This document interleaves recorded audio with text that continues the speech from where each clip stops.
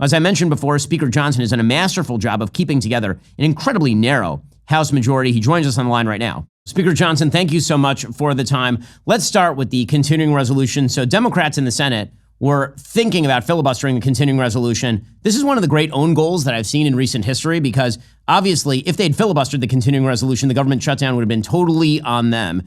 Credit really goes to you and the Republican majority in the House. It's a very slim majority. Somehow you keep cobbling together wins. How is that happening?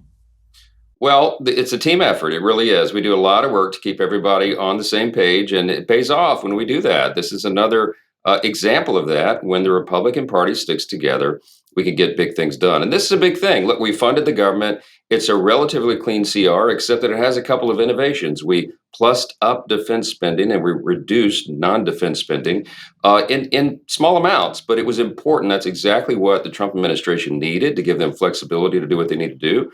We are freezing funding. This is a year over year decrease in funding, Ben, and that's the first time that anybody can remember that that's happened. So, I keep making the analogy.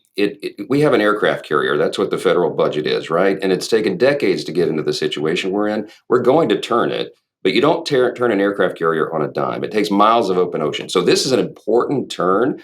And then when we get to the next FY26, the next fiscal year budget, which we're about to begin immediately after FY25 is done, then it gets real, because then the DOGE cuts are included. The new revenue streams that the president and the administration are bringing about become a part of that.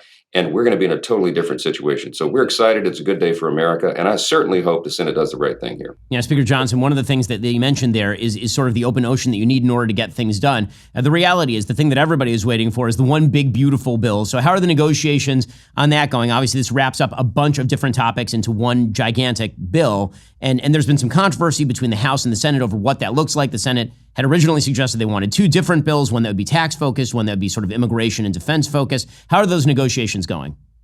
Well, they're going well. Look, we did our work in the House. We have to lead on this. I've told my Senate colleagues, while there are different ideas on how to achieve the ultimate objective, it has to be all in one bill. Why? Because if Lindsey Graham's strategy played out, and Lindsey's my friend, we've had a fun discussion about this, okay? But if you take energy, border, and defense spending and you do that separately, of course, every Republican will vote for that. That's the easy stuff. But we need that as sweetener on the larger package. Why? Because we have tax to do, and that's very complicated. We've got to check a lot of boxes, all of our campaign promises, all in one big, beautiful bill. But it's going along well, Ben. And I want to point out the House began this process a year ago. It was last March when I brought in all the committee chairs, deputized them to start thinking about reconciliation, put their priorities together, and we've done that. So we're methodically working through the process. What will happen is over the next 4 or 5 weeks, we'll put all this together. We'll meet the equilibrium point amongst all the Republicans and their various priorities and concerns. We'll send it to the Senate. And I'm hopeful, Ben,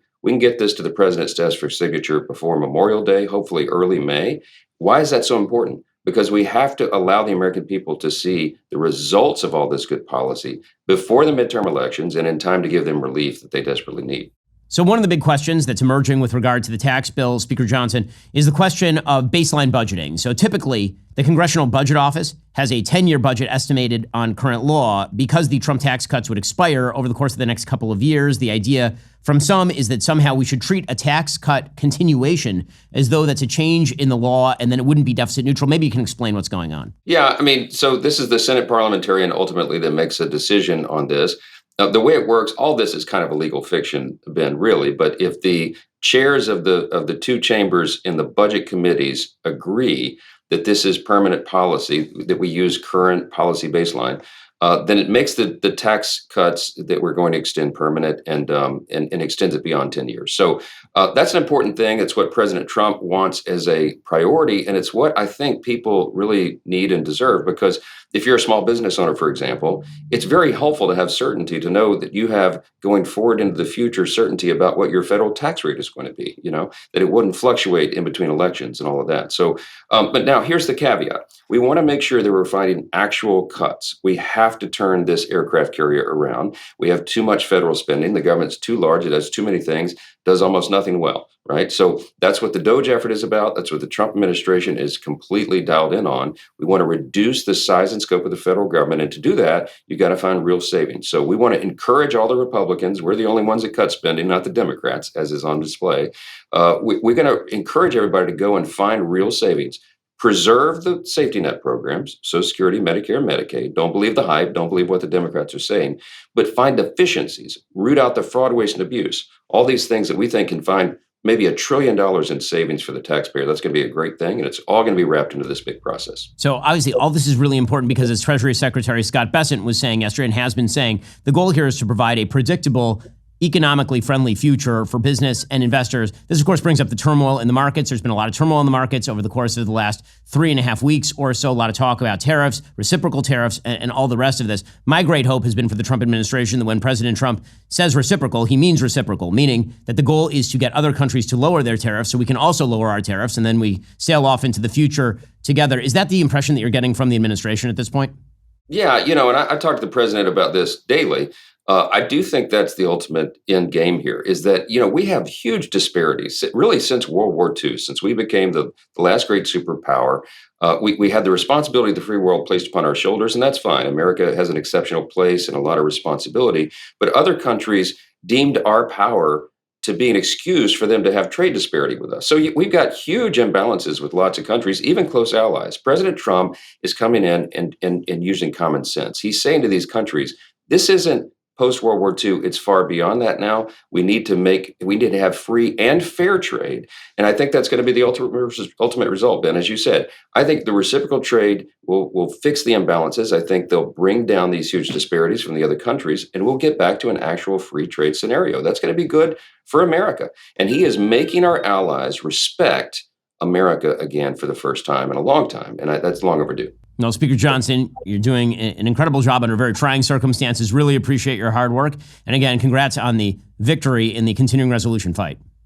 It's so good to be with you, my friend. Thanks for all you do. Thanks a lot. Meanwhile, and the real question in all of this is, what is President Trump intending to do?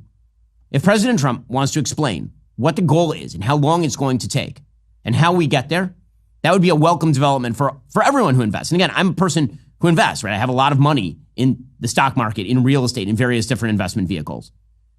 And as an investor, I'm looking for certainty. I'm looking for reliability. I am not unique in this respect. The markets are speaking as a sort of aggregated knowledge of pretty much everybody who has money in the markets. Well, President Trump is relying on some advisors like Peter Navarro. Peter Navarro has always been a sort of trade hawk who has sought higher tariffs as a form of actual positive policy. So this is where we're going. We're going to a world just like Reagan went from his inauguration to the middle of his term, where it was the Reagan miracle. This is going to be the Trump golden age of prosperity miracle. And it's much bigger than Ronald Reagan ever dreamed of or imagined. And it's going to be that much better. Salute to Ronald Reagan, but really salute to the commander in chief right now. Again, his mouth to God's ears. That's what we're all rooting for. But the tariff policy is, in fact, a wrench in the plans of the Trump administration. Caroline Leavitt, whose job it is to defend the president's policies, obviously, from the White House podium, she says that President Trump is going to continue to use tariffs. The president is effectively utilizing tariffs, not just as a negotiating tactic, but actually implementing them, as we saw with the 25% tariff on steel and aluminum, to bolster those industries here in the United States, to advance our national security interests, to create good-paying jobs here at home. And you've actually seen the steel and aluminum industries applaud those tariffs as being good for their manufacturing, for their revenue, and for their workers, most importantly. And so the president will continue to effectively utilize tariffs while, again, driving down the cost of living in this country. Okay, so, again, the kind of notion that we actually need to protect, as a sort of matter of national security, the domestic American steel industry, there are problems with that basic idea. So I thought this would be an excellent time to ask our sponsors over at Perplexity, quote, what percentage of total U.S. steel production goes to U.S. military consumption? In other words, the U.S. military consumes steel. Of the total U.S. steel production, how much of that steel is consumed by the U.S. military? Because if we're kind of even, you would imagine, okay, fine, we need to subsidize U.S. steel production. We need to protect U.S. steel production. If, let's say, that 70% of all U.S. steel was consumed by the military, you'd be like, yeah, we really need to protect that. As it turns out, that is not the number. Quote, according to recent data, the percentage of total U.S. steel production that goes to U.S. military consumption is relatively small. The American Iron and Steel Institute reported that in 2020, military applications represented approximately 3% of annual domestic steel production. However, some sources suggest that the actual figure may be even lower, with the Pentagon historically purchasing significantly less than 1% of the U.S. steel industry's output. So, yeah, in other words, the idea that you need like massive steel tariffs to protect the American steel industry so that our military has access to the materials it needs, that doesn't line up with the factual reality here. The predictable effect of all of this is that the EU is going to unleash new tariffs. Canada is unleashing new tariffs as well. According to the Washington Post, both the EU and Canada hit back Wednesday at President Trump's steel and aluminum tariffs with levies of their own on billions of dollars worth of U.S. products, including bourbon and motorcycles, while warning of further retaliation as well. Apparently, the European Commission, which is the executive branch of the EU, according to the Washington Post, said it will reimpose tariffs dating to Trump's first term on April 1st. European Commission President Ursula von der Leyen said, "We deeply regret this measure. Jobs are at stake, prices up, nobody needs that." And by the way, if you're trying to face down Chinese predation and Chinese growth, actually pushing away countries that are then going to turn to China for more of their product and to Chinese markets, that's not the way to do this on sort of a national security basis. Well, that's all for now, folks. Don't forget to like, subscribe, and comment your thoughts down below. Be sure to check out all of the other great content on my channel. I'll see you here next time.